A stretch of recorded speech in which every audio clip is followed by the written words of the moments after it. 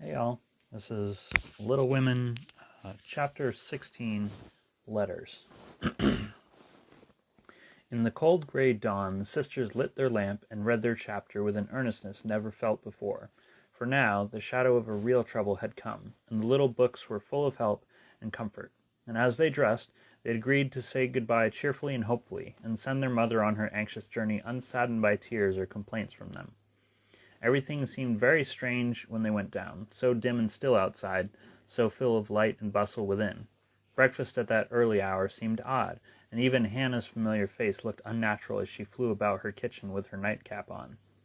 The big trunk stood ready in the hall, Mother's cloak and bonnet lay on the sofa, and Mother herself sat trying to eat, but looking so pale and worn with sleeplessness and anxiety that the girls found it very hard to keep their resolution. Meg's eyes kept filling in spite of herself. Jo was obliged to hide her face in the kitchen roller more than once, and the little girls wore a grave, troubled expression, as if sorrow was a new experience to them. Nobody talked much, but as the time grew very near, and they sat waiting for the carriage, Mrs. March said to the girls, who were all busied about her, one folding her shawl, another smoothing out the strings of her bonnet, a third putting on her overshoes, and a fourth fastening up her travel bag, "Children, I leave you to Hannah's care and Mr. Lawrence's protection. Hannah is faithfulness itself, and our good neighbor will guard you as if you were his own. I have no fears for you, yet I am anxious that you should take this trouble rightly. Don't grieve and fret when I'm gone, or think that you can comfort yourselves by being idle and trying to forget. Go on with your work as usual, for work is a blessed solace. Hope and keep busy, and whatever happens, remember that you never can be fatherless." "Yes, Mother." "Meg dear, be prudent, watch over your sisters, consult Hannah, and in any perplexity go to Mr. Lawrence. Be patient, Jo. Don't get despondent or do rash things. Write to me often and be my brave girl, ready to help and cheer us all. Beth, comfort yourself with your music, and be faithful to the little duties and you, Amy, help all you can. Be obedient, and keep happy safe at home." "We will, Mother, we will." The rattle of an approaching carriage made them all start and listen. That was a hard minute, but the girls stood it well. No one cried, no one ran away or uttered a lamentation, though their hearts were very heavy as they sent loving messages to Father, remembering, as they spoke, that it might be too late to deliver them. They kissed their mother quietly, clung about her tenderly, and tried to wave their hands cheerfully when she drove away.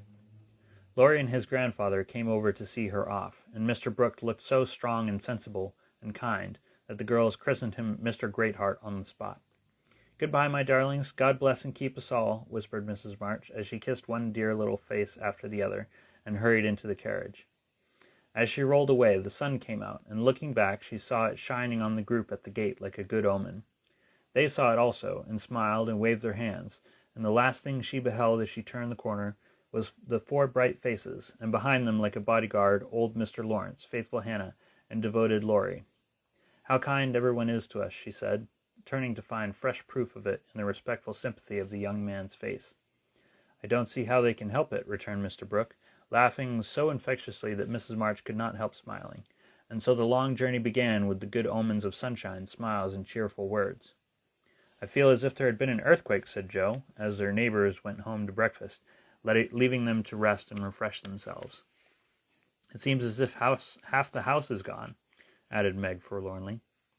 Beth opened her lips to say something, but could only point to the pile of nicely mended hose which lay on Mother's table, showing that even in her last hurried moments she had thought and worked for them. It was a little thing, but it went straight to their hearts, and in spite of their brave resolutions, they all broke down and cried bitterly. Hannah wisely allowed them to relieve their feelings, and when the shower showed signs of clearing up, she came to the rescue, armed with a coffee pot. "Now, my dear young ladies, remember what your ma said, and don't fret. Come and have a cup of coffee, all round, and then let's fall to work and be a credit to the family." Coffee was a treat, and Hannah showed great tact in making it that morning. No one could resist her persuasive nods, or the fragrant invitation issuing from the nose of the coffee pot. They drew up to the table, exchanged their handkerchiefs for napkins, and in 10 minutes were all right again. "Hope and keep busy, that's the motto for us. So let's see who will remember it best. I shall go to Aunt March as usual. Oh, I won't she lecture, though," said Jo, as she sipped with returning spirit. "I shall go to my King's, though I'd much rather stay at home and attend to things here," said Meg, wishing she hadn't made her eyes so red. No need of that. Beth and I can keep house perfectly well, put in Amy, with an important air. Hannah will tell us what to do, and we'll have everything nice when you come home, added Beth, getting out her mop and dish-tub without delay. I think anxiety is very interesting, observed Amy, eating sugar pensively. The girls couldn't help laughing, and felt better for it, though Meg shook her head at the young lady who could find consolation in a sugar bowl. The sight of the turnovers made Joe sober again, and when the two went out to their daily tasks, they looked sorrowfully back at the window where they were both accustomed to seeing their mother's face. It was gone, but Beth had remembered the little household ceremony, and there she was, nodding away at them like a rosy-faced mandarin. "That's so like my Beth," said Joe, waving her hat, with a grateful face. "Good-bye, Meggie. I hope the Kings won't train today. Don't fret about Father, dear," she added, as they parted. "And I hope Aunt March won't croak. Your hair is becoming, and it looks very boyish and nice," returned Meg, trying not to smile at the curly head, which looked comically small on her tall sister's shoulders. "That's my only comfort." And touching her hat a la Laurie, away went Joe, feeling like a shorn sheep on a wintry day. News from their father comforted the girls very much, for, though dangerously ill, the presence of the best and tenderest of nurses had already done him good. Mr. Brooks sent a bulletin every day, and as the head of the family, Meg insisted on reading the dispatches, which grew more and more cheering as the week passed. At first, everyone was eager to write, and plump envelopes were carefully poked into a letter box by one or other of the sisters, who felt rather important with their Washington correspondence. As one of these packets contained characteristic notes from the party, we will rob an imaginary mail and read them. My dearest mother, it is impossible to tell you how happy your last letter made us, for the news was so good we couldn't help laughing and crying over it. How very kind Mr. Brooke is, and how fortunate that Mr. Lawrence's business detains him near you so long, since he is so useful to you and Father.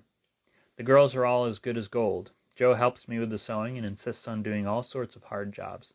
I should be afraid she might overdo, if I didn't know that her moral fit wouldn't last long. Beth is a regular about her tasks as a clock, and never forgets what you told her.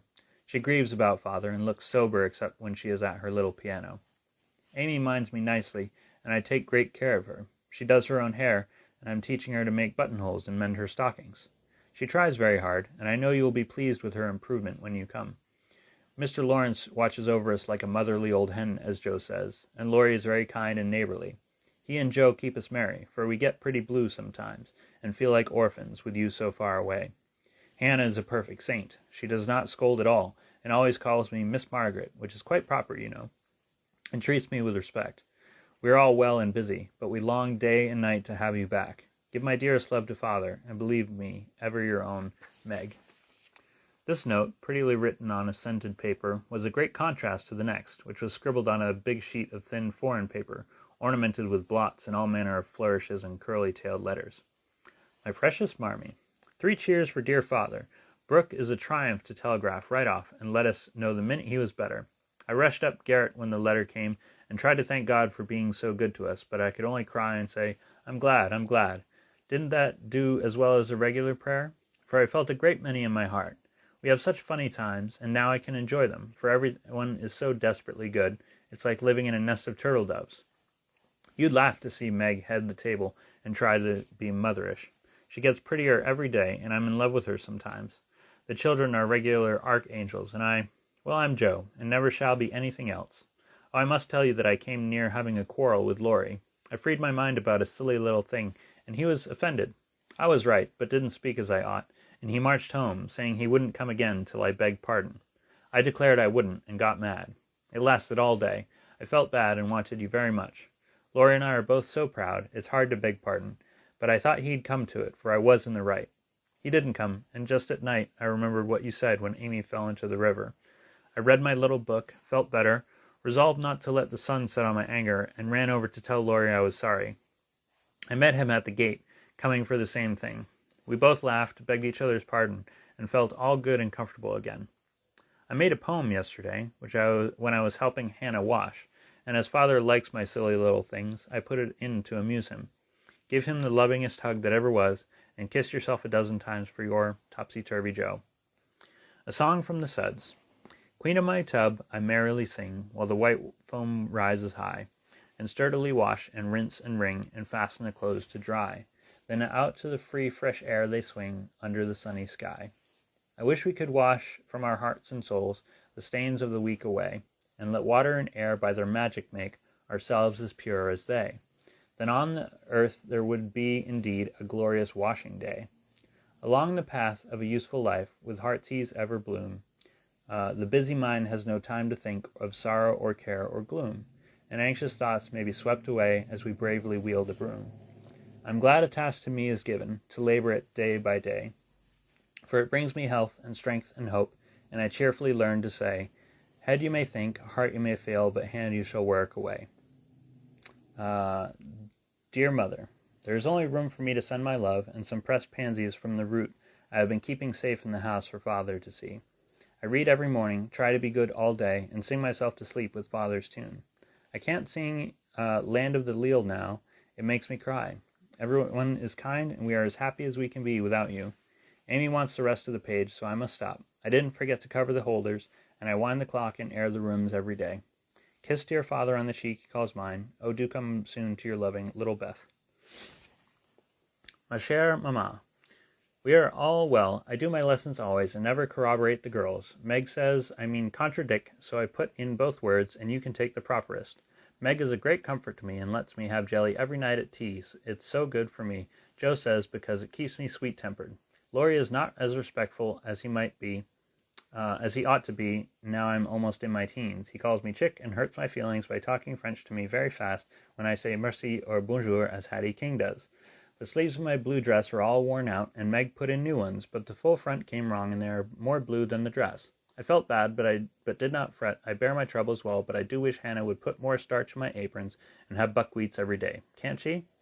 Didn't I make that interrogation point nice?